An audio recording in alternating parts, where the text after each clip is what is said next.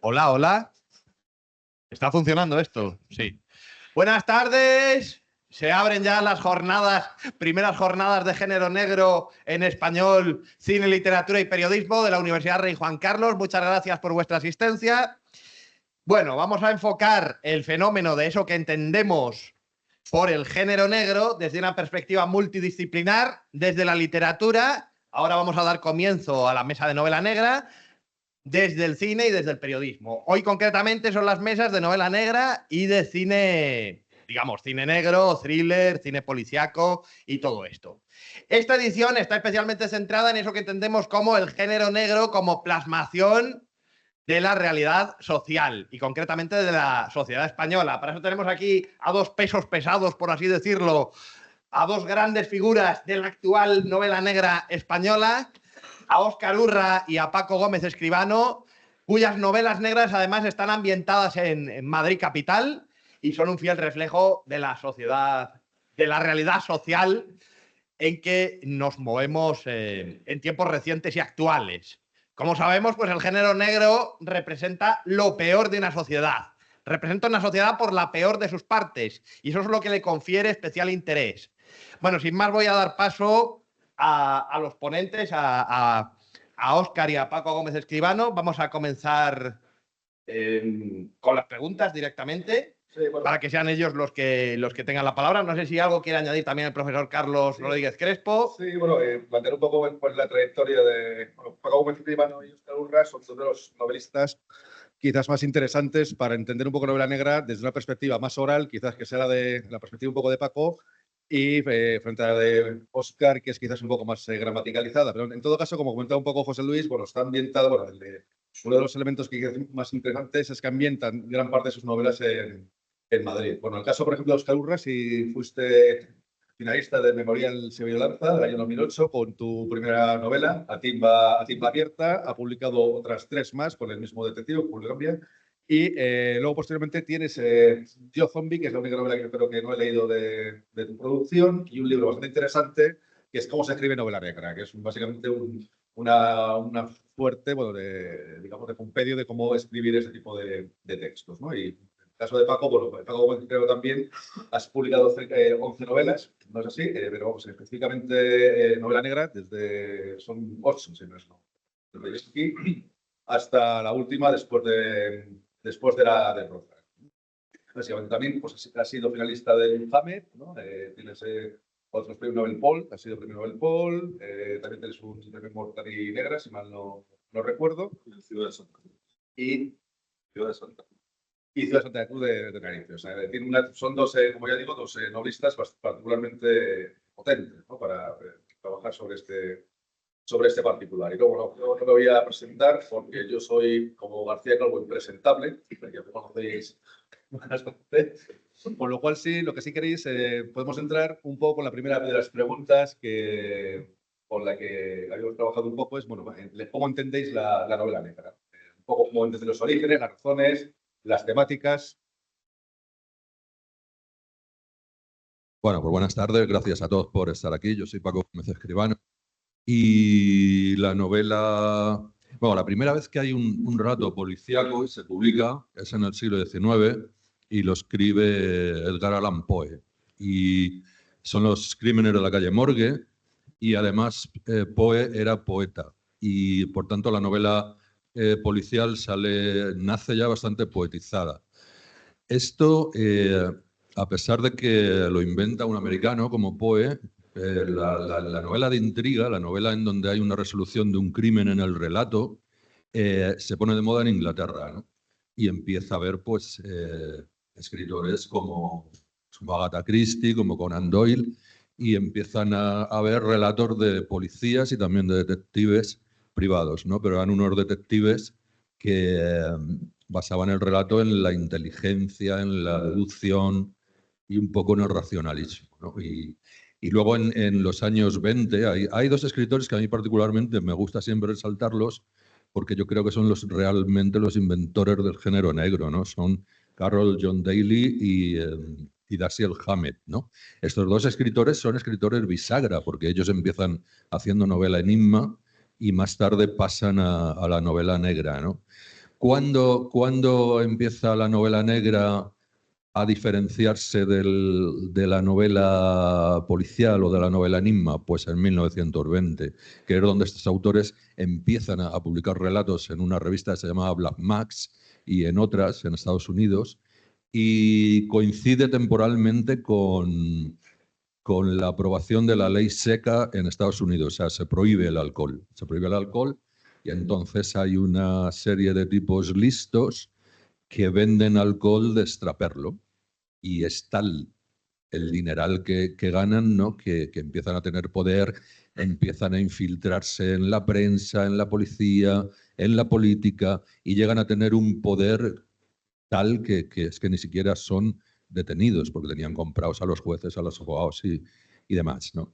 Y este es el inicio de la novela negra que a mí me interesa, porque poco a poco se van abandonando la resolución de casos, las tramas complejas que a veces eran no creíbles, y se instaura otro tipo de protagonista, ¿no? Otro tipo de detective que ya no es Sherlock Holmes, sino que es un tipo que en vez de tener un gusto por la deducción y por el racionalismo, lo que tiene es un gusto por bajar a la calle, interrogar a los delincuentes, hablar con ellos, emborracharse con ellos y hasta delinquir con ellos a veces, ¿no? Con tal de resolver un caso que al final en algunas novelas ni siquiera se resuelve, porque no es lo importante la resolución del caso, sino las atmósferas que nos transmiten todos estos escritores de la primera generación y que cambian la literatura negra por completo. Buenas tardes, gracias por la invitación para estar aquí. Está muy bien que en las universidades se consolide el género negro como una materia que hay que ver, que hay que tratar y que hay que entender. Y a mí me gustaría empezar discrepando un poco contigo, porque no considero que la novela negra está más alejada del realismo de lo que a priori pueda parecer. El hecho de que, como dice Paco, se dé prioridad o se dé mucho interés ciertos escenarios de la ciudad, sobre todo, que son poco frecuentados por las personas, digamos, que llevan una vida normal, hace que no la hace necesariamente más realista. En mi opinión, coincidiendo más o menos con la cronología que tú has expuesto, la novela negra lo que hereda es el espíritu romántico y gótico, en el sentido de que el personaje principal, cuando es ya el detective, es un ser que, como el poeta romántico, es un ser marginal, es un ser poco adaptado a la sociedad, normalmente siempre vive en conflicto familiar, en conflicto social. Es una persona solitaria que tiende a llevar al lector a esos lugares, a esos espacios, muchas veces nocturnos.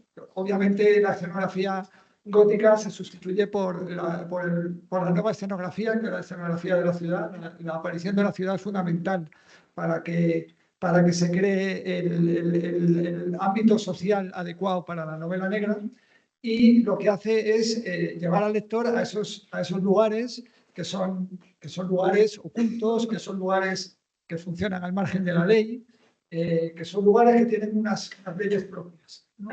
Entonces, en ese sentido, como digo, no lo veo una novela que sea realista, aunque bien puede tener un fondo social, digamos, una intención social, pero más que analizar, lo que hace es ambientar. Es lo que entiendo que llamas atmósfera, yo llamo a la ambientación, ¿no? La ambientación es fundamental, y no tanto la resolución de la trama, que es verdad que está heredada de otras estructuras, Pero lo que importa son los personajes. Lo que importa es el miedo social al crimen, que se realiza de forma un poco paranoica cuando la ciudad está llena de gente y cualquiera puede ser el criminal, incluso el vecino de al lado, ¿no? Digamos.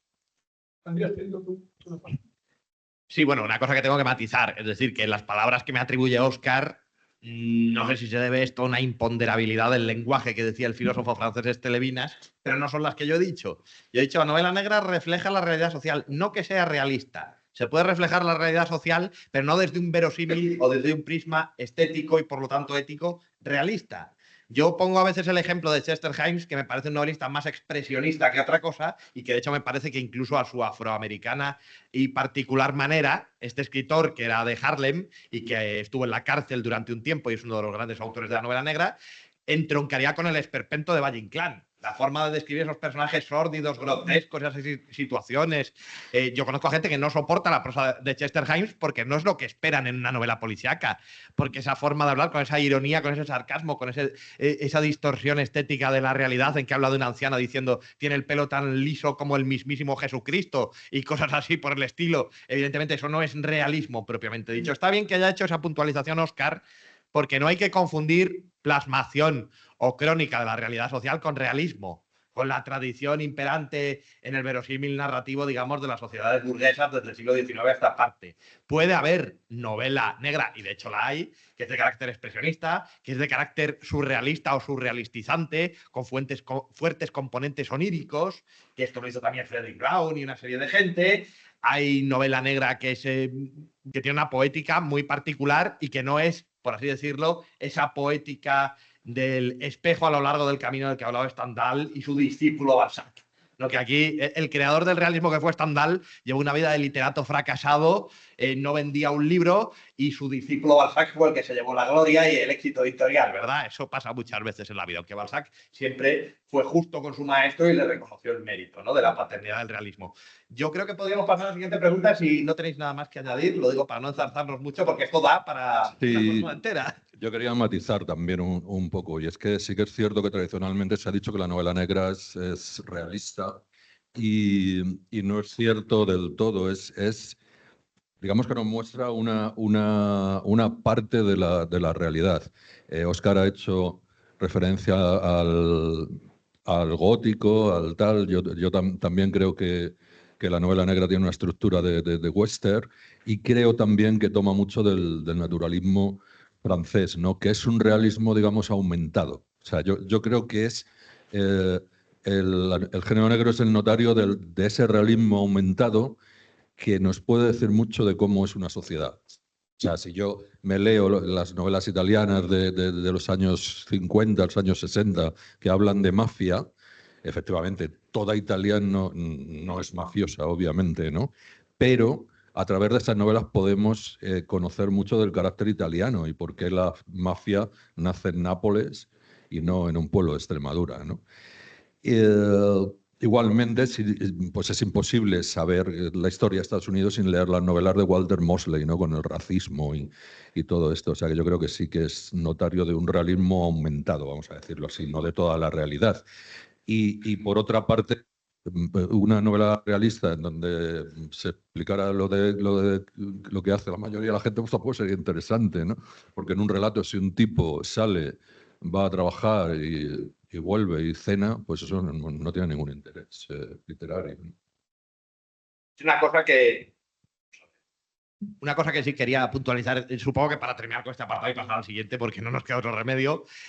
Con respecto al naturalismo, es muy interesante lo que has dicho, porque el naturalismo de Sola, de Emile Zola, que además fue el padre de la palabra intelectual tal como la entendemos hoy a raíz del caso Dreyfus, el naturalismo de Zola se centraba sobre todo en los aspectos más sórdidos del proletariado de la época, y esto influye decisivamente en la tradición de la novela negra. Cuando se importa, por así decirlo, la tradición literaria del naturalismo de España por autores como Joaquín Vicenta, como Fernando Mora, como José Mas y La Glera, si leemos novelas de estos autores, por ejemplo, de José Mas, del subciclo de novelas sevillanas, hay una que se llama Hampa y Miseria, que es una novela centrada en el lumpenproletariado sevillano de la época, en el hampa, en la miseria y en los ambientes de la marginalidad y de lo peor. ¿Por qué? Porque Solá, a lo que aspiraba, como otros intelectuales de la época, era a la reforma social, era realmente una corriente literaria fuertemente de izquierda y fuertemente progresista. Entonces, en este caso, se centraban en lo peor de una sociedad precisamente para denunciar las condiciones infrahumanas en que vivía el proletariado y gran parte, digamos, bueno, lo que eran los infraclases también de aquella época, ¿no? Entonces esto es importante también puntualizarlo. Bueno, creo que podemos pasar a la siguiente pregunta, no sé si la formulaba Carlos. Sí, un poco cuál es vuestra concepción de la novela negra como lectores. Bueno, pues en mi caso, yo sí que leí bastante novela enigma cuando era joven y me cansé pronto de ella porque a mí Sherlock Holmes y Agatha Christie y todos estos no me parecían nada creíble, ¿no? Entonces cuando yo vi estos autores y sobre todo a mí me entró la novela negra por el cine, ¿no? Cuando yo veía las películas estas de Humphrey Bogart o de James Cagney y tal, cuando vi que eran adaptaciones yo busqué esas novelas y normalmente también se vendían de bolsillo y tal, y entonces a mí me entró por ahí el género. Y a mí Sherlock Holmes pues, me entretenía y tal, como un chaval que era, pero es que las novelas negras de toda esta gente, luego ya las de la segunda generación, ahí de Donald Wesley, de Chester Himes y tal, a mí me apasionaban. Una cosa es que un libro te entretenga y otra cosa es que un libro te haga reflexionar, te haga hacerte preguntas, te haga sentir, aunque sea odio, pero que sean sensaciones muy... Entonces, a mí como lector lo que me gusta es eso y me sigue gustando eso. Por eso yo actualmente pues, sigo buscando autores que me cuenten cosas, sobre todo sociales, cosas de injusticias, cosas de... La última, por ejemplo, de Neil Lehane me ha encantado porque creo que es uno de los autores que te sigue contando ese tipo de cosas. Ahora, a mí, por ejemplo, el thriller, que yo creo que es la evolución de la novela Enigma, lo que pasa es que en vez de un enigma hay 7, pues claro, y además me parece un fuego de artificio, porque si tú empiezas una novela diciendo que se ha suicidado un banquero en Roma, que se ha suicidado un ejecutivo en Massachusetts, que ha aparecido un manuscrito en Turquía, que va a cambiar el futuro de la humanidad. Y claro, luego lo juntas todo y haces un final ahí apoteósico y trepidante, como dicen por ahí. A mí eso no me gusta, me parece un engaño, me parece un artificio. A mí lo que me gusta es la novela negra bien narrada, que toque un tema social, me da igual que sea la corrupción o me da igual que sea el atraco de bancos o la venta de discos piratas, yo qué sé. Y además con el estilo de la novela negra. El estilo de la novela negra no veréis que el escritor empieza a enrollarse ahí y te está describiendo 2 horas una habitación, ¿no? Yo recuerdo un párrafo de Chandler para decir la estatura de un tío y decía, pues, no era un buzón de correos, tampoco era un poste de la luz, punto. Eso no importa, no hay que enrollarse, ¿no? Y luego también toda esta gente eran poetas y como antes os he dicho que esto nacía ya poetizado, Chandler era poeta y muchos autores de novela negra son poetas y yo creo que también han trasladado muchos recursos literarios de la poesía, como la metáfora, el símil, la comparación, a la narrativa de novela negra y entonces cuando a ti te explican algo con una metáfora contundente o con una comparación contundente, aparte de la importancia o la gravedad que pueda tener la trama, a mí me gusta que me den un libro que me dé un puñetazo en el pecho, no que diga, bueno, pues qué bien, pues no. Bueno, en mi caso, en el colegio lo primero que leí también fueron todas las novelas de Sherlock Holmes, todos los relatos. Y la verdad es que yo lo disfrutaba mucho entonces. Es verdad que a medida que uno va leyendo, busca algo más que una resolución de un caso. Lo bueno de las novelas de Holmes, de Sherlock Holmes, es que tienen mucha acción y mucho ingenio. Y bueno, pues eso es algo que siempre está muy bien narrado, ¿no? Sino uno que siempre se agradece como lector. Aparte de todos los clásicos, vamos, de los clásicos americanos, Estados Unidos. A mí me gusta mucho la novela que tiene cierto, que sobre todo trabaja el ambiente, los personajes y el ambiente. Y en este sentido, las novelas de Simenón, de la serie Maigret, a mí me han parecido siempre muy gozosas de leer, porque es verdad que siempre lo sostiene una trama, pero en este caso sí que asistimos a un recorrido por muchos estratos de la sociedad que a veces se relacionan de forma insospechada y de forma muy estimulante. Y sí que efectivamente la novela negra, el género negro sí que está especialmente dotado para viajar no solo a ese subsuelo que hay en las ciudades, sino también al subsuelo que hay en las mentes de las personas, ¿no? En el momento que se ven atrapadas en el crimen, atrapadas en la ley también, pienso bueno, que efectivamente esas novelas que son capaces de incidir en eso y que no se descompensan, porque para mí es una descompensación hacia el enigma, hacia la acumulación de soluciones más o menos fantasiosas, pues me parece que tiene más valor como lector. Estamos hablando. ¿Y cómo entendéis la novela negra como escritores? Vuestra producción novelística. Pues, bueno, a mí muchas veces me dicen, bueno, ¿y cómo empezaste a escribir y tal? Pues porque leía mucho. Y como leía mucho y flipaba mucho, pues yo decía, joder, si flipo tanto leyendo, pues tengo que flipar más escribiendo, ¿no?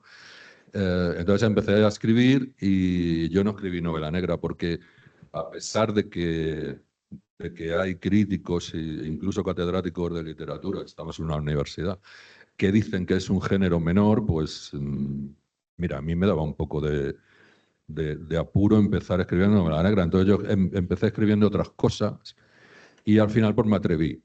Y bueno, cuando empiezas a escribir, salvo que seas ahí un maquinón, pues tiran muchas cosas a la basura, ¿no? Y yo ya me cogí este camino que es mi estilo y yo lo que escribo va en la línea de lo que a mí me gusta como lector, lógicamente. Entonces yo creo que escribo novela negra y intento maridar también con realismo sucio, volvemos otra vez a la realidad, ¿no? Y la novela negra muchas veces enfoca un tipo determinado de realismo, que es el que enfoca el realismo sucio, es decir, las calles, personajes extravagantes, y bueno, la única diferencia es que en novela negra pues tiene que haber un delito, ¿no? Y en realismo sucio pues no, pero por lo demás comparten tipología de personajes. El héroe de novela negra no es un héroe, es un antihéroe, es un perdedor, igual que el de realismo sucio. Y yo, como tampoco tengo una editorial que me esclavice detrás diciéndome tienes que escribir esto o lo otro, pues yo escribo de lo que a mí me fascina como lector. Y como lo que me fascina es la novela negra y el realismo sucio, intento maridarlo. Y lo que yo hago es hacer novela negra de mi barrio, situada en mi barrio, que yo vivo en Canillejas, pero que podría estar situado en Carabanchel o en el Bronx, ¿no? Bueno, pues en mi caso, yo escribí la primera novela negra por dos razones. Primero, porque como era la primera novela que escribía y no tenía muy claro qué hacer, en la novela negra siempre da un patrón que siempre se genera a partir del crimen inicial, pues siempre hay una forma de ir tirando de él, y me pareció un soporte que conocía como lector y que me podía valer para esa novela. Pero la segunda razón era porque yo entendía que hay zonas de Madrid que estaban muy poco aprovechadas para la novela negra. Yo entonces vivía en Tirso de Molina, en Lavapiés, y lo que me propuse fue escribir una novela que solo ocurriera en medio kilómetro a la redonda de la plaza de Tirso de Molina, ¿no? De hecho, así fue. La novela está condensada en esa parte de la ciudad en la que convergen muchas épocas, Hay partes del siglo XIX, hay partes más modernas, hay partes de Corrala más antiguas y una variedad de personajes, la verdad que muy, muy atractivos, ¿no? para escribir. Y bueno, yo lo que os quería plantear, pues, como novelistas, autores de novela negra madrileña, es cómo es vuestra relación, digamos, con ese referente que nos aplasta a todos, tanto en el ámbito literario y cinematográfico, que es fundamentalmente el referente genérico norteamericano. Es decir, vosotros tenéis muy presentes esos referentes, porque claro, yo lo que leo, yo confieso que a mí lo que más me gusta de novela negra es tanto algunos autores de novela negra españoles como la novela negra clásica de Estados Unidos de entre los años 40 y 60. Y claro, es un referente que es muy extraño a nosotros culturalmente, que está omnipresente en el cine y en la literatura, y vosotros, pues ya de hecho estáis reaccionando contra ese referente simplemente por tomar el espacio, el entorno urbano inmediato, cotidiano, que es además lo que tiene que hacer en principio esta literatura en cuanto que reflejo de la realidad social, no necesariamente realista, ¿no? Entonces os quería preguntar, ¿vosotros qué relación tenéis, aparte del amor y de la admiración con ese referente, cómo reaccionáis contra él o en qué podéis estar en desacuerdo con ese referente? Bueno, es verdad que el peso de la novela clásica americana tiene importancia, pero es verdad también que previamente también ya se había hecho la adaptación, ¿no? Yo había leído, antes no lo cité, pero sí que lo leí prácticamente al empezar el instituto, una tras de otra las novelas de Montalbán, ¿no? de Pepe Carballo, en el que ya la figura del detective solitario ya está, digamos, reencarnada en Barcelona, ¿no? Es hacer lo mismo en este caso, pero con Madrid. Es verdad que esa observación que haces es interesante porque en realidad que un detective viva solo en el centro de Madrid y sea un despacho de un único detective no creo que sea tan frecuente. Normalmente los despachos son de abogados que tienen detectives. No creo que haya un detective solitario, no habrá muchos, pero bueno, quiero decir que el proceso ya se había planteado, digamos, ¿no? Sí, bueno, desde mi punto de vista a mí me gusta demasiado el estilo que crearon esta gente, ¿no?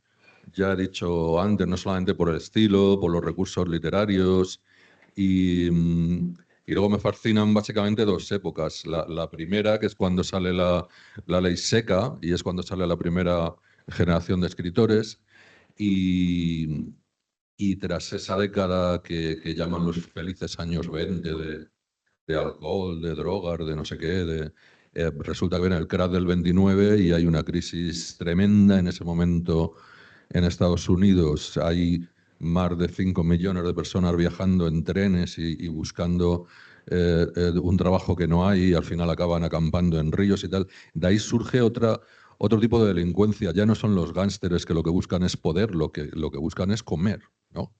Y esta gente, como que eran pues, gente como John Dillinger o Bonnie and Clyde, es un tipo de delincuente que ni siquiera le hacen juicio. O sea, la mayoría de ellos mueren ametrallados por la policía, ¿no? Y de ahí sale otro tipo también de novela más parecida al realismo sucio que yo digo. Y a mí todo ese estilo y tal, pues me gusta muchísimo. Y es que al final desaparece el detective, porque al final empieza a haber novelas protagonizadas por delincuentes o gente que no son delincuentes, pero están ahí en la línea, policías corruptos y toda este batiburrillo, más lo que decía Óscar, porque luego es verdad que hay en España algunos pioneros. En la dictadura no había novela negra, porque no dejaban, la dictadura no dejaba que hubiera un gilipollas de escritor que decía que todo iba muy mal. No. O sea, la dictadura va todo muy bien y de cara al exterior se quería proyectar esa imagen de que en España no había delincuentes. Y los dos que hay, que yo creo que eran, bueno, hay más, pero por ejemplo hay uno que es Manuel de Pedrolo, catalán, y González Ledesma, que es catalán también. Pedrolo en concreto es el primero que plantea un atraco en la ciudad de Barcelona en plena dictadura. Y claro, estos pioneros españoles, que son la primera generación de aquí, nos enseñan también a nosotros cómo realizar la simbiosis entre el estilo americano y trasladarlo aquí. Y entonces Yo creo que eso es lo que hago. Yo no voy en contra de ese estilo, al contrario, estoy muy a favor.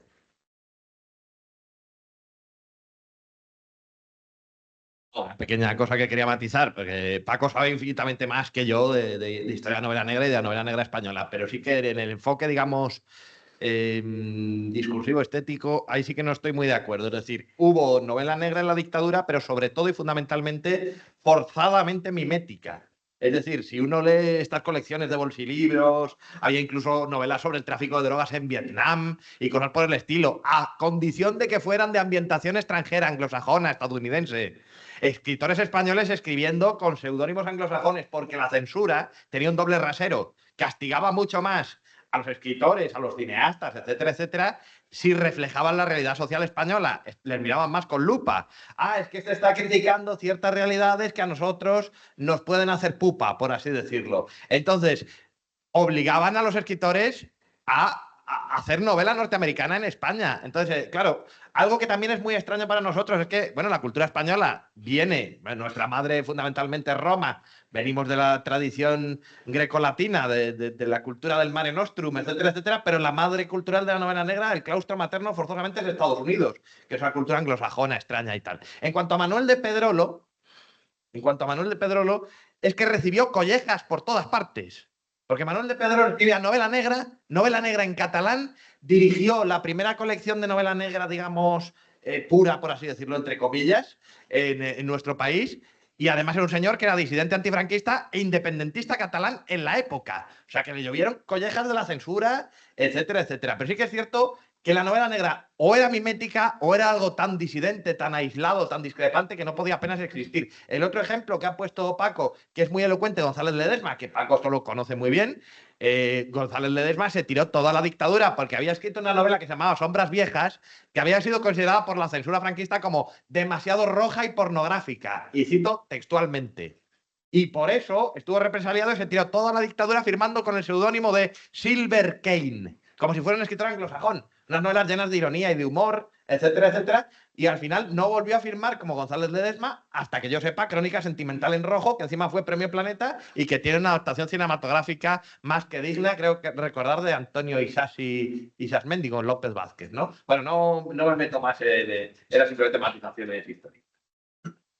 Sí, y podéis hablar un poco sobre Madrid, ¿cómo veis Madrid como escenario de novela negra?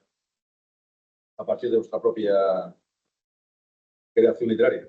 Bueno, hay que decir que tradicionalmente el eje de la novela negra en España ha sido Barcelona, ¿no? Yo creo que porque las editoriales están todas allí y luego también es que la colección que decía José Luis, que dirigió precisamente Manuel de Pedrolo, que se llama La Cua de Pallá, se publicaron títulos en catalán de novela negra clásica americana antes que en castellano, ¿no? Pero claro, es que para mí Madrid es un territorio de novela negra tremendo porque Madrid recoge cientos de miles de personas vienen a Madrid sin control por el tema del desarrollismo franquista, porque claro, resulta que de repente hay máquinas en el campo y no hace falta mano de obra en el campo, y esas mismas máquinas que se ponen en las empresas en Madrid y en las fábricas, hace falta mucha mano de obra, ¿no? Y hay una inmigración descontrolada y, claro, la gente que venía no puede vivir en la calle Velázquez. Se iban pues a Vallecas, a Pitis, a sitios como San Blas, Canillejas, Villaverde, Carabanchel. Y en la mayoría de los casos, como venían sin dinero porque en sus pueblos no tenían de nada, generalmente eran represaliados o descendientes de represaliados en la guerra civil, vienen sin nada, o sea, vienen montados en un tren a lo mejor con una cesta llena de huevos. A lo mejor un matrimonio con 6 hijos. Pues ¿qué hacían? Pues en algún sitio había que dormir. El primer día dormían en un parque y el segundo día empezaban a construirse una casa con 4 cartones y empezaron a proliferar los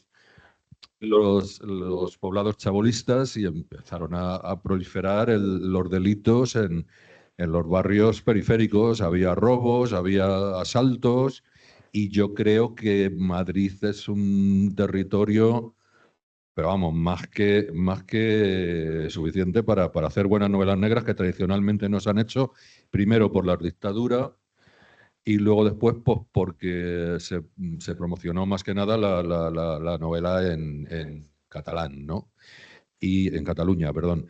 Y sí que había novelistas que centraban las tramas en Madrid al principio, como Juan Madrid. A mí Juan Madrid me gusta mucho, la saga de Tony Romano que tiene. Julián Ibáñez también pone algo en Madrid. Carlos Pérez Merinero también escribe novelas ambientadas en Madrid, pero salvo en Juan Madrid, el territorio no es demasiado importante. Son novelas que podían haber transcurrido en otro sitio, ¿no?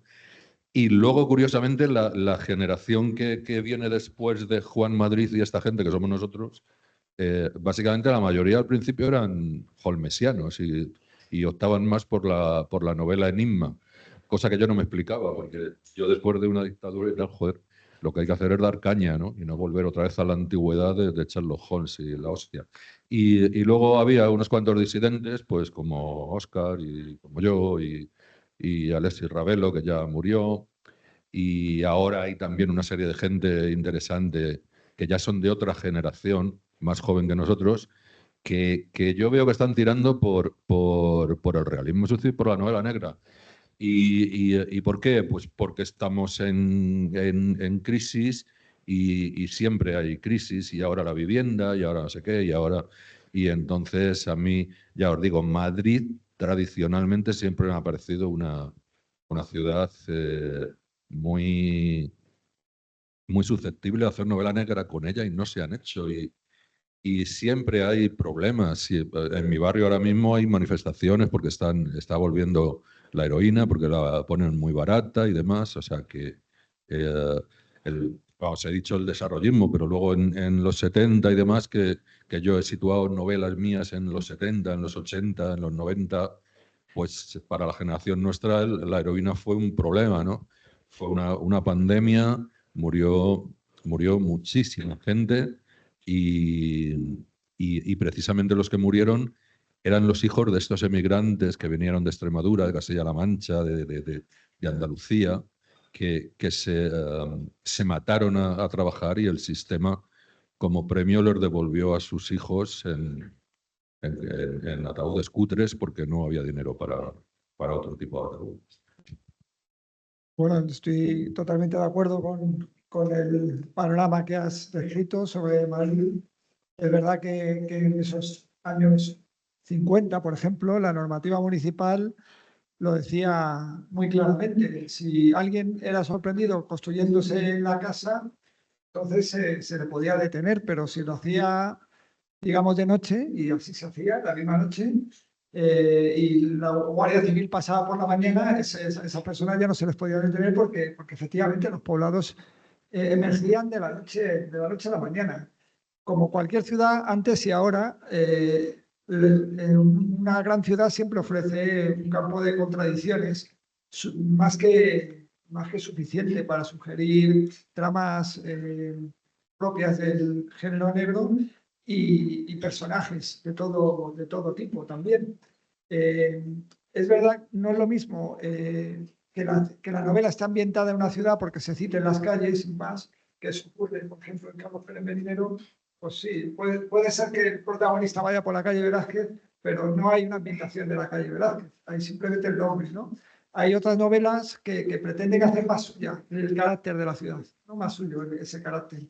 La ciudad de Madrid ofrece escenarios muy distintos en muy poco espacio. Caminando una hora puede atravesar barrios muy diferentes, muy contrapuestos incluso. Entonces, eso es una riqueza para el escritor y es un estímulo. Es que habláis prácticamente, claro, de dos barrios. Pues que has novelado prácticamente Canillejas totalmente. O sea, llevas como cosa de 8 o 9 novelas trabajando sobre principalmente sobre Canillejas. Tú sobre Tirso de Molina, ¿no? ¿Qué es lo que pretendéis un poco ambientando vuestras novelas ahí? Vale. Bueno, pues yo he elegido, todas las novelas tienen un territorio geográfico. Ese territorio geográfico puede ser ficticio totalmente o puede ser como hacía Led McBain, ¿no? En las novelas del Distrito 37, era, no me acuerdo. Bueno, que se veía claramente que era Nueva York, pero él lo llamaba Isola. Había el río, era Nueva York. O pueden tener un territorio geográfico real. Bueno, yo opté por el real, ¿no? Le podía haber llamado, yo qué sé. Pero yo opté por el territorio real y en vez de situarlas en Carabanchel, pues las situé en Canillejas porque es donde yo he vivido toda mi vida, ¿no? Entonces yo ahí me muevo bastante bien. ¿Qué pretendo? Pues yo lo que pretendo no es, aunque pueda parecer lo contrario, no es narrar la historia B de Canillejas, nada por el estilo, sino que desde la localidad de Canillejas yo entiendo, o sea, entiendo que lo que intento es transmitir sensaciones universales, ¿no? O sea, desde una localidad muy tangible hasta una universalidad.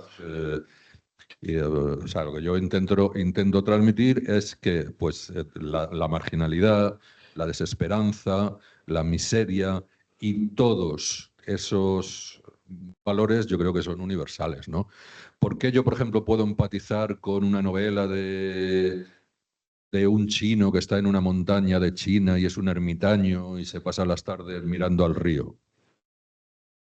Pues a lo mejor no empatizo, pero a lo mejor sí. ¿Por qué? Pues porque el tío está solo. Entonces la soledad es un valor universal. Y yo intento desde la localidad de mi barrio transmitir pues, valores universales que generalmente además ocurren en los barrios periféricos, porque tradicionalmente son los barrios pobres donde se han alojado los trabajadores. Sí, yo pienso que en el momento en que hay buenos personajes que están llevados a un límite, como es lo que ocurre en las novelas negras, el valor universal sobreviene. Quiero decir, yo en mi caso no he pretendido transmitirlo explícitamente, sino que simplemente creo que eso ocurre por la especial característica de la novela negra, en la que hay que tomar decisiones que son a vida o muerte, ¿no? En muchos casos. Y en el caso de Tirso de Molina, que la primera novela fue exclusivamente Tirso de Molina, pero en las segundas ya aparece el Retiro, aparece la Sierra de Madrid y demás. A mí me gusta porque me gusta la ciudad de Madrid, me gusta pasear por ella y me gusta describir lo que veo, que puede ser un bar, puede ser una iglesia de las muchísimas que hay en el centro de Madrid. Y en cuanto a las tipas clandestinas, las que he conocido directamente las reflejo y las que no, me las invento. Pero me las invento en la coherencia de lo que yo creo que pueda llegarse en ese ambiente. Una pregunta también bueno, con respecto a nuestras jornadas, que son también sobre periodismo. ¿Cómo ven las relaciones que hay entre periodismo y novela? Periodismo por investigación, novela negra. Bueno, En la última novela, por ejemplo, Paco, de Ultra Derrota, el narrador es un Cid Rodríguez, que es un periodista alcohólico y peruano a ratos, ¿no? ¿Cómo ven las relaciones entre un poco periodismo y novela negra?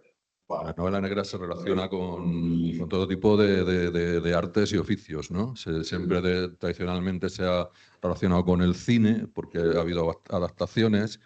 También se ha relacionado incluso con la pintura, porque hay unos cuantos pintores que han plasmado esa estética del cine negro. Se relaciona con la fotografía, se relaciona con los deportes en el tema de las apuestas ilegales y se relaciona sobre todo con el periodismo, ¿no?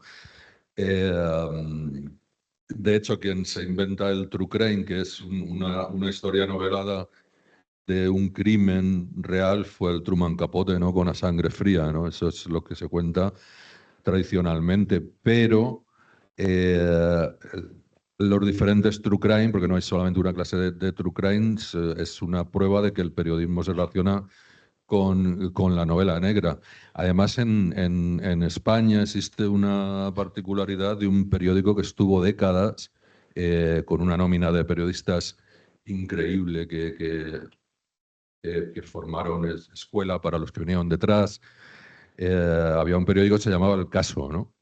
Y que Franco toleraba, pues porque, bueno, también entretenía bastante al pueblo y era como una especie de opio del pueblo con sus censores y demás, ¿no? Y luego también el género negro se relaciona con la novela negra porque ha habido muchos periodistas que al final han terminado escribiendo novela negra. ¿Por qué? Pues porque a pesar de que aparentemente vivimos en una democracia y tal, hay cosas que no se pueden contar. Ha habido, por ejemplo, ahora está saliendo lo del rey emérito por lo que sea, pero durante décadas aquí no se podía hablar del rey emérito. Si tú publicabas que el rey emérito tenía una amiga que no sé qué, pues ibas para adelante, o sea, te echaban del periódico. Yo me acuerdo bueno, yo me acuerdo en una mesa que estuve como público, que estaban Juan Madrid, Rafael Reich y Carlos Quiles, que lo conoceréis a Quiles porque es más joven y tiene hasta programa de televisión y demás. Era una mesa de por qué se habían pasado al género negro. Bueno, Quiles no es que se haya pasado, sino que se compenetra con las dos. Y la cosa está clara, porque decían, hay cosas que nosotros sabemos y que no podemos contar en un periódico, sin embargo en una novela no te van a decir nada. Y luego el periódico también, o el noticiario, es un formato muy breve como para contar una gran historia. Hay grandes historias negras de corrupción y tal, pues que tú solo vas a poder contarlas en un libro. Y os voy a contar una anécdota. Yo, antes de que terminara la mesa, Juan Madrid, que es de esta manera, pues se levantó y me llamó y nos fuimos fuera a fumar un cigarro. Y de repente apareció Rafa Reitz también. Y dejaron solo allí a Aquiles y al difunto Camarasa, que los dejaron con 3 palmos de narices, ¿no? Porque Reitz y Juan Madrid son muy irreverentes, ¿no? Y me acuerdo que por aquel entonces a Rafa Reitz le habían echado de ABC, porque escribía en ABC Cultural y tal. Claro, y ya que teníamos la oportunidad le preguntamos, pues qué ha pasado y tal. Y claro, pues Rafa Reitz en un artículo dijo que cuando iban a juzgar a Solana, que en aquel momento era el presidente de la OTAN, por crímenes de guerra en la antigua Yugoslavia. Entonces, Rafa Reitz tiene esas cosas, ¿no? Porque un tío normal se calla, no. Y entonces a la mañana siguiente llamaron a ABC y la oficina de Solana, por lo visto, y dijeron, o Rafa Reitz va fuera o os cerramos el periódico. O sea que la censura todavía existe. Aquí no se puede decir todavía lo que se quiere, aunque no tiene nada que ver, por supuesto, con la dictadura, en donde en cada medio, en cada televisión, en cada teatro, había un censor. Y los censores eran señores así muy rancios, y digo señores porque no había señoras, era una sociedad muy, muy machista, y que eran los que leían las obras para decir esto lo puedes poner, esto no lo puedes poner, esto hay que quitarlo y tal. Y luego también se desarrolló una especie de talento en los autores para decir implícitamente cosas que no podían decir de forma explícita. Y hay libros por ahí, películas, en que si uno sabe leer entre líneas, pues los autores buscaban la vida para decir cosas que no les dejaban decirlas así explícitamente. Bueno, muy interesante lo que ha dicho Paco. Yo, como siempre, pues en plan erudito plasta, me gustaría hacer algunos matices en ese sentido porque me parece muy interesante. Bueno, dentro de lo que veníamos diciendo, a propósito de la afiliación naturalista de la novela negra, porque además tened en cuenta que el cine negro nace del realismo poético francés, que adapta prolíficamente múltiples novelas naturalistas de Zola y demás. Pero entremezclándolo con la estética también del expresionismo alemán y centroeuropeo, ¿no? Aquí dentro de esos novelistas naturalistas discípulos de Zola, José Mas publica una novela mucho antes de que Burroughs publique Yonki o de que se publiquen las novelas sobre la heroína, que era Sueños de un morfinómano, en los años 20, hace casi 100 años de esto. Dentro del true crime, bueno, es que se dice lo de Capote, pero es que realmente periodistas que han escrito crónica negra y libros de crónica negra ha habido a montones. Hubo algún volumen allá por los años 20 sobre el atraco al Expreso de Andalucía y eso es true crime. Aquí hubo bajo el franquismo un escritor que era narcosindicalista, que era antifranquista, que era Eduardo de Guzmán, que publicó Aurora de Sangre sobre el crimen de Aurora Rodríguez Carballeira, que es una mujer que existió realmente en la época de la Segunda República, que educó a su hija para ser la mesías de la liberación femenina y del feminismo, y cuando la hija se desvió de ese camino la asesinó, ¿no? Y es una novela, es una crónica novelada de eso, escrita por un periodista, que era Eduardo de Guzmán, ¿no? Es decir, se dan muchos casos. Luego también tenemos, por ejemplo, de un periodista también y un erudito además polifacético, que era Florentino Hernández Girbal, que fue un antifranquista también y había sido del Partido Comunista de España. No sé si lo siguió siendo en la clandestinidad. Y este señor publicó 2 series, 2 tomos de bandidos célebres españoles, que llega hasta los años 20 del siglo XX con el último de los, no sé si fue Pasos Largos o cuál fue, el último de los bandoleros conocidos. Y cuenta historias terribles, documentadas, noveladas, pero que son true crime, con torturas de los bandoleros a la gente a la que secuestran, arrancándoles las uñas y cosas por el estilo. Es decir, eso es true crime también. Y son cosas cronológicamente anteriores a Capot, algunas de ellas, ¿no? Sí. Entonces, es curioso que realmente, si os fijáis, periodismo y novela negra siempre han estado muy próximos y además la narrativa de ambos, en términos de crónica negra y de crónica policial y criminal, se retroalimentan mutuamente, se influyen mutuamente. ¿Vale? Y esto también es de mucho interés, sobre todo para vosotros que sois estudiantes de periodismo. Sí, ya que hablamos de true crime, yo incluso me retrotraería un poco más al siglo XIX. Hay una obrita de Thomas Dickinson, el escritor británico, que se llama El asesinato considerado como una de las bellas artes. Es en esa obra, que es muy breve, que recomiendo encarecidamente porque tiene partes muy divertidas, hay, sin embargo, una narración breve, no muy larga, que reproduce un crimen que estremeció al Londres de su época porque fue una familia entera la que fue asesinada. Y esa narración es puramente true crime, muy anterior a los que hemos citado aquí. Bueno, es magnífico esto de que hayas citado a Thomas de Quincey, que además fue también yonki, fue opiómano. Era adicto al opio y tiene un libro que es Confesiones de un inglés comedor de opio, que tiene páginas estremecedoras y profundamente emocionantes, ¿no?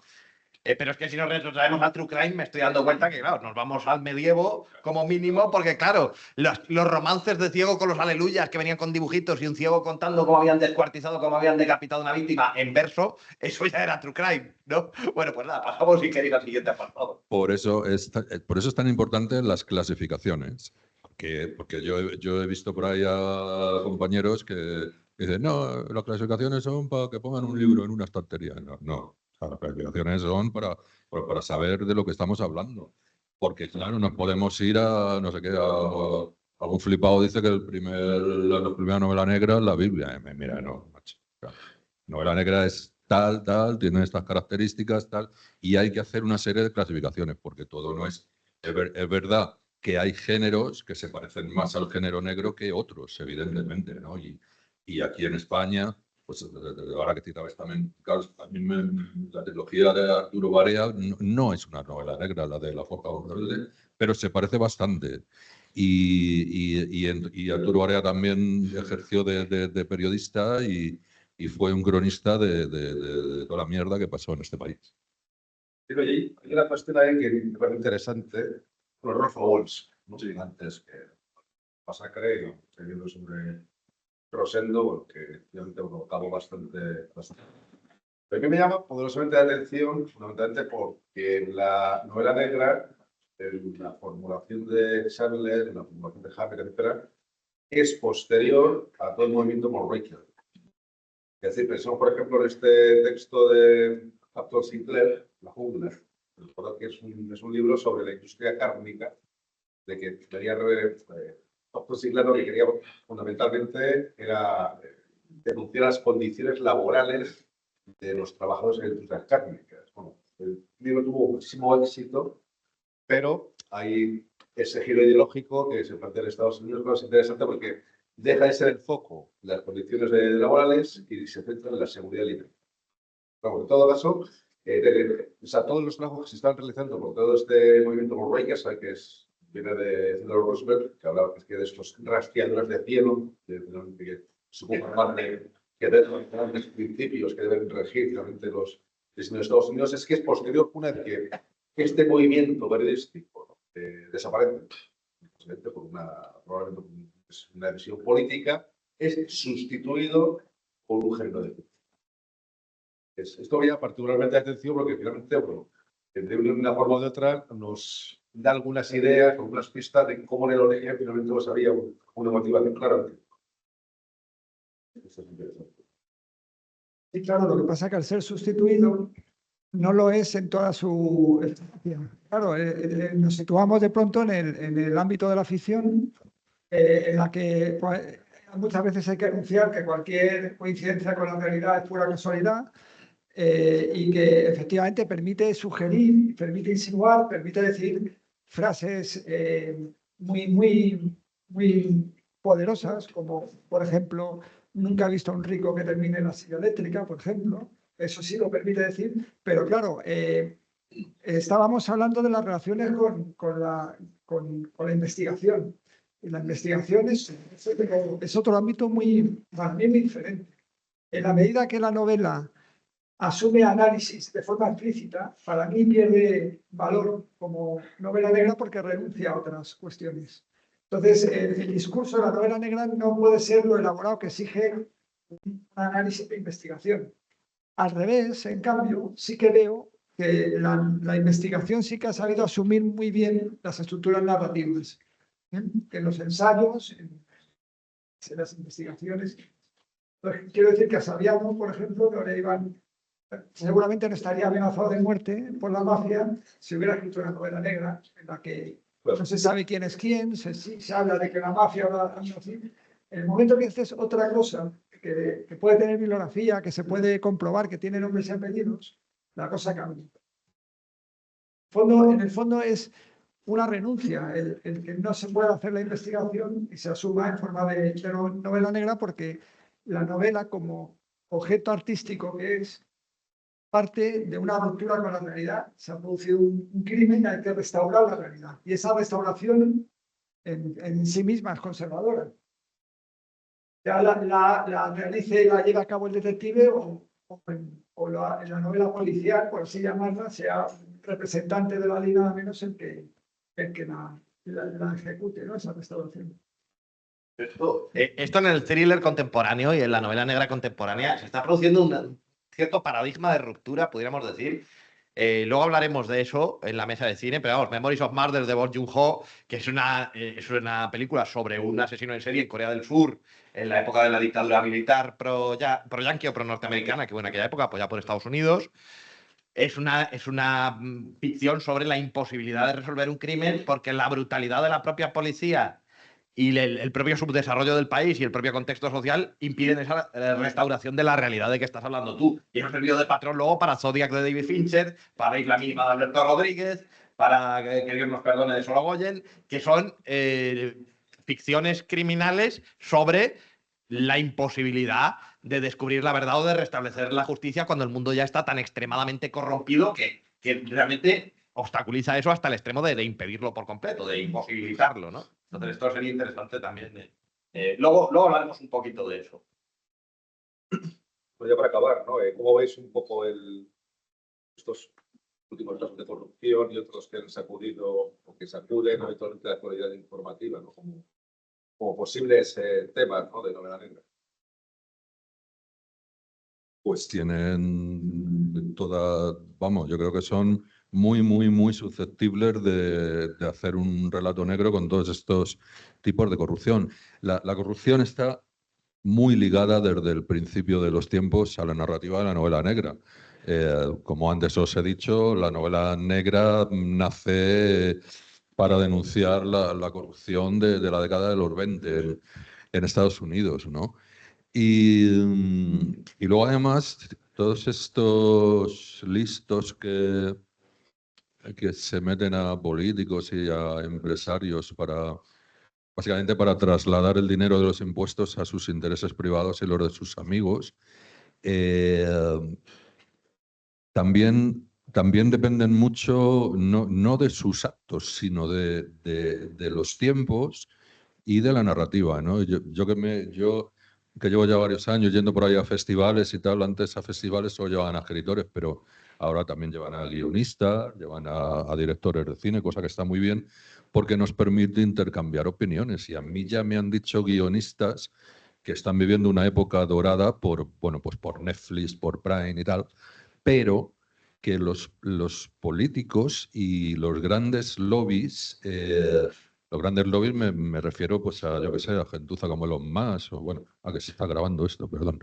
Y, o sea, dependen casi más que de sus actos de elaborar una narrativa, de elaborar un discurso, ¿no? Y entonces hay grandes lobbies y gentuza de esta de corrupta que contratan a guionistas. O sea, porque depende un acto que puede ser execrable o puede ser malísimo,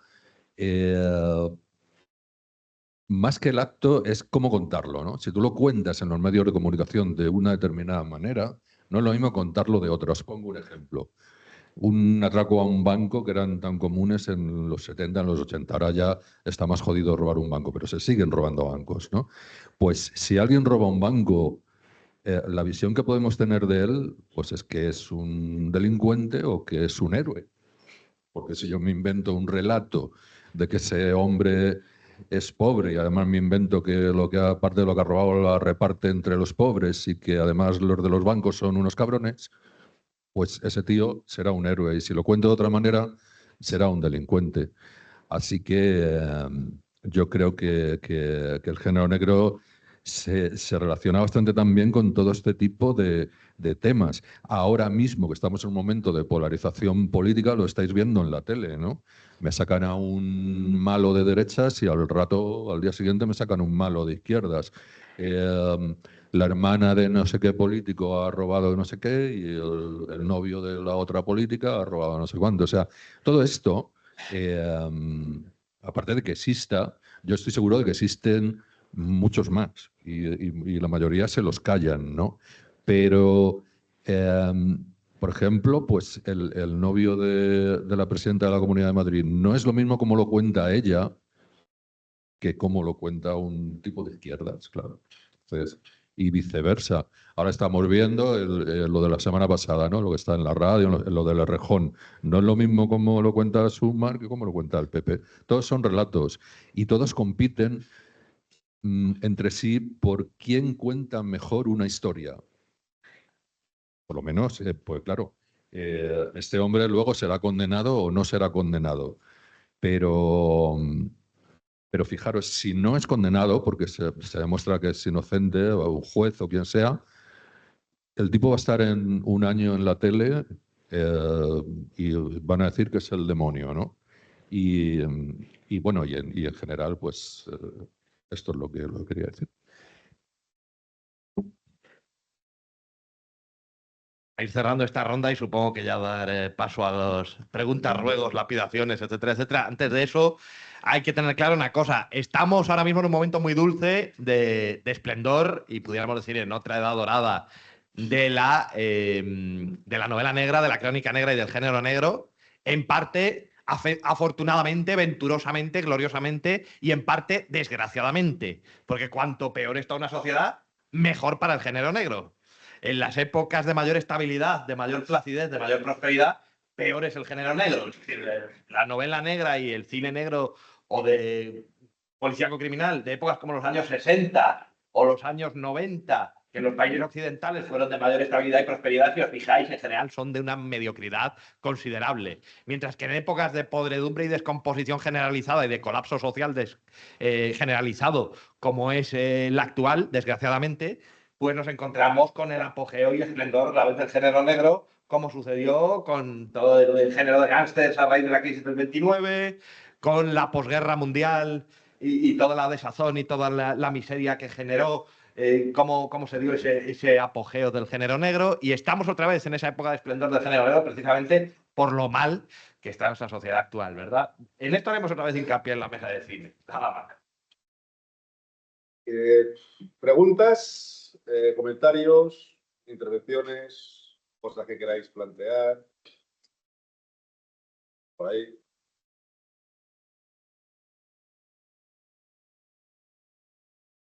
Nada. Alguna, no sé, una locución extemporánea. Sobre películas del género, novelas del género que hayáis visto o leído recientemente que os han llamado la atención. Sí. La Reina del Sur. ¿Y qué querías comentar sobre ello? Quería contar nada de esto que habéis dicho de lo dependiendo de cómo fuente, de cómo se protagoniza, pero no. Cada protagonista literalmente es una narcotraficante y la tienen como una héroe, y a los policías que van contra ella son los malos de la película, no de la serie. Pues es muy interesante lo que dices, porque eso se nutre mucho de. Lo voy a entender esto para buscar. Del mito del bandolero generoso, que eso es toda la vida así. Bueno, salían pliegos de cordel y poemas populares y cantares de ciego y tal sobre bandoleros ya en el siglo XVII, con don Juan de Serrallonga, en el siglo XIX con el Tempranillo, que luego fue un delator de sus propios compañeros, etcétera, etcétera. Pero que siempre ha habido a nivel popular, por malestar ante una situación política, social, etcétera, una tendencia a mitificar y a heroizar a ciertos delincuentes. Y esto es muy peligroso, porque los gángsters de la época de la Gran Depresión, muchos eran muy sanguinarios. Y muchos de ellos se convertían en verdaderos héroes populares, como pasó con Dillinger, ¿no? Y sobre todo por la muerte que tuvo, que salía de ver una película de gángsters, si mal lo recuerdo, de un cine, y le dispararon los del FBI antes de preguntarle nada, aprovechando que estaba despistado, que estaba distraído, porque los del FBI, cuando empezó el FBI, con J. Edgar Hoover al frente, se dedicaban a cazar cabezas. Llegaban, ese tal o cual gángster, y le pegaban 2 tiros y ni detención ni leches. Es decir, claro, en estos ambientes sociales tan enrarecidos, cuando la gente comienza a estar harta de una sociedad, hay un ambiente de depresión generalizada, con un estado de cosas, se tiende a mitificar muchas veces, digamos, a la gente equivocada, porque el criminal también en gran medida es un subproducto, muchas veces lo voy a decir de forma un poco tendenciosa, pero muchas veces es una escoria de la sociedad actual. Es un desecho, un detritus de la sociedad actual. Hay gente que son verdaderos monstruos que surgen de las contradicciones y de las miserias de la sociedad, y son hijos de eso. Y también se les puede mitificar precisamente por malestar con la situación social y política. Sobre esto habría mucho que debatir, pero es interesante lo que has dicho por eso, precisamente. No sé si alguien tiene algo más que decir a propósito de Crónica Negra, personajes del ambiente criminal, ficciones criminales que han llamado la atención, sobre todo en literatura, ¿sí?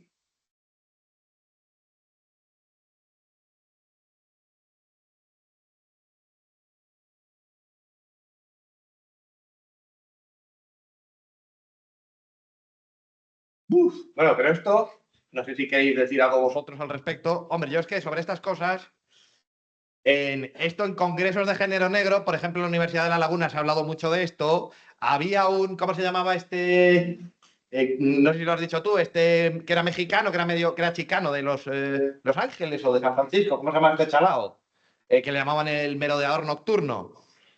Que era un hombre además guapo, al principio tenía los dientes hechos polvo, pero luego se los arregló, y había mujeres enamoradas que iban a visitarle a la cárcel. Esto se llama ibristofilia. Hay una parafilia sexual, una tendencia sexual, que podríamos llamarlo perversión sexual, que es la atracción por el mal.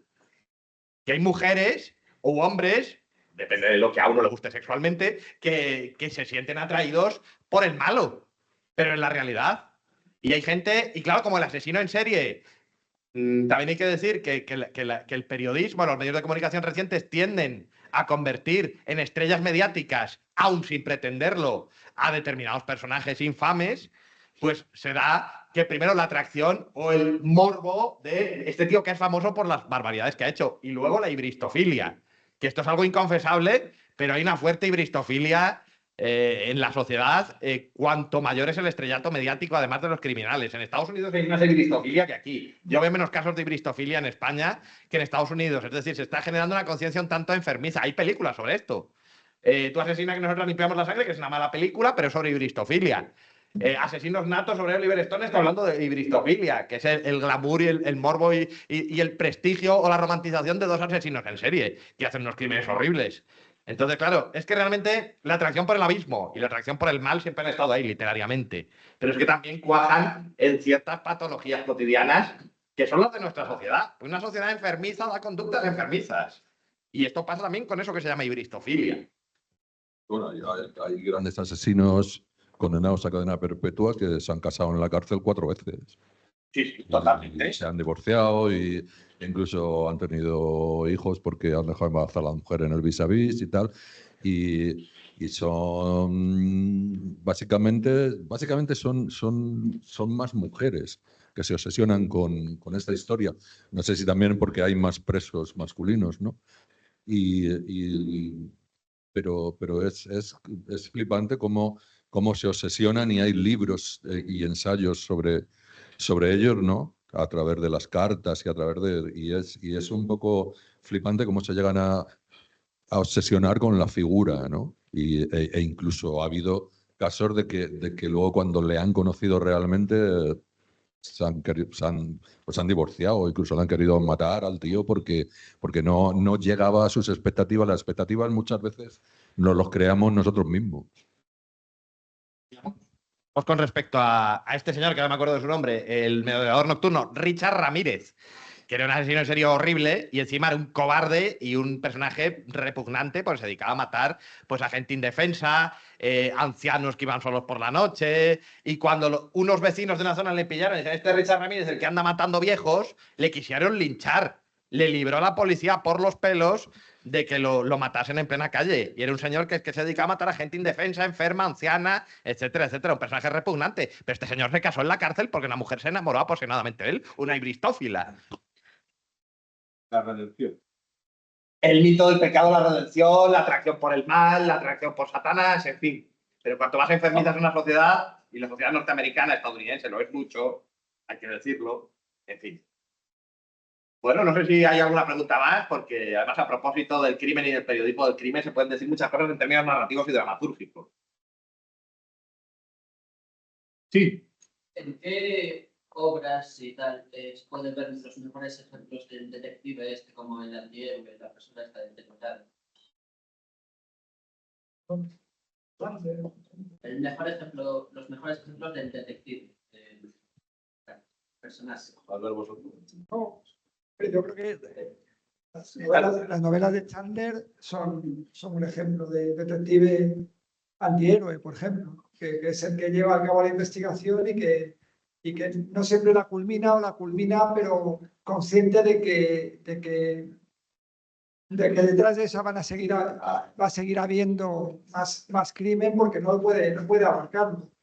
No sé, cualquier detective. Sí, Marlowe, que es el detective de Chandler, Sí. que escribió siete novelas, pues las tenéis en bolsillo por ahí en cualquier momento. Y luego también en el otro extremo hemos hablado también de Chester Himes. Chester Himes tiene a dos personajes que son dos policías negros, que son Sepulturero Jones y Ataúd Johnson. Y de a mí lo más llamativo es que ellos son muy extravagantes, ¿no? Y la historia no importa, los crímenes a veces ni se resuelven, pero te sacan unos personajes. O sea, hay una que se llama Algodón en Harlem, que es una bala de algodón en un camión que va por ahí por toda la novela con el camión, pero es que es la bala, digamos, que te va mostrando todos los ambientes, ¿no? Y te sale a lo mejor un predicador loco, un payaso asesino, o sea, personajes muy estrafalarios, y ellos digamos que son el azote de todos esos locos de Harlem, ¿no? Sí, a propósito de todo lo que dices, además hay una corriente muy interesante, que es cuando la novela negra no ya es protagonizada directamente por un antihéroe, sino por lo que convencionalmente podríamos considerar un villano. Es decir, hay novelas negras que están contadas en primera persona, pues desde la mente de un psicópata o de un personaje moralmente repugnante. Es el caso paradigmático a nivel internacional de Jim Thompson, y aquí en España de Carlos Pérez Merinero. Carlos Pérez Merinero debuta espectacularmente con una novela negra de la colección Libro Amigo de Bruguera, que es Días de Guardar, que está protagonizada por un señor que dice en primera persona: qué tío más tonto, le tuve que pegar un tiro en la cabeza porque ya me tenía harto, no sé qué. No, la perspectiva del tipo, que es asqueroso, se va saliendo con la suya todo el rato. No, le dije que me la chupara, no sé qué, tal. No. Todo desde la perspectiva de un individuo completa y absolutamente amoral, en primera persona. Es decir, que a veces la novela negra nos pone, como la novela negra, la buena novela negra, tiene que ser, creo yo, un género incómodo por definición, pues nos pone en la piel de un personaje repugnante. Y esto es, muchas veces es que no es que la dimensión sea antiheroica, sino que directamente podríamos considerar un villano al protagonista. Esto también sucede. Y hay películas incluso, pues fíjate, con la novelística de Mickey Spillane, que era un señor que era de extrema derecha, cuyo protagonista de las novelas, Hammer, el detective Hammer, era muy violento.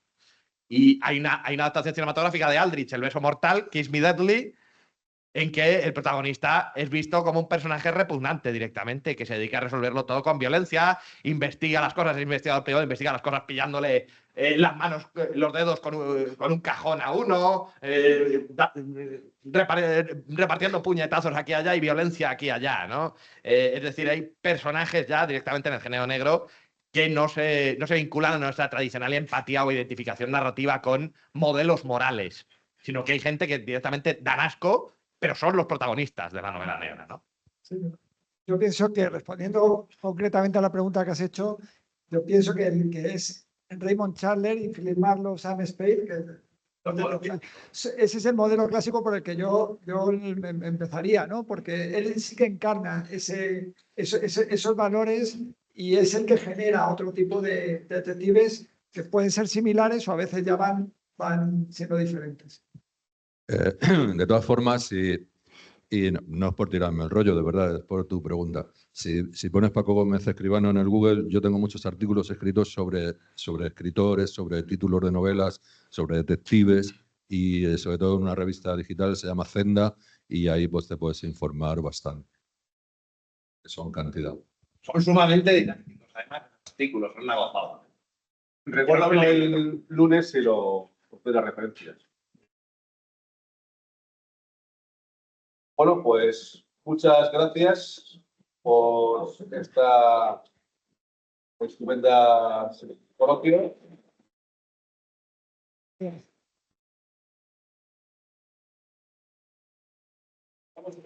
Hacemos un receso, un descanso y a las 6 la mesa de cine, ¿vale? Tenéis que firmar otra vez en la mesa de cine.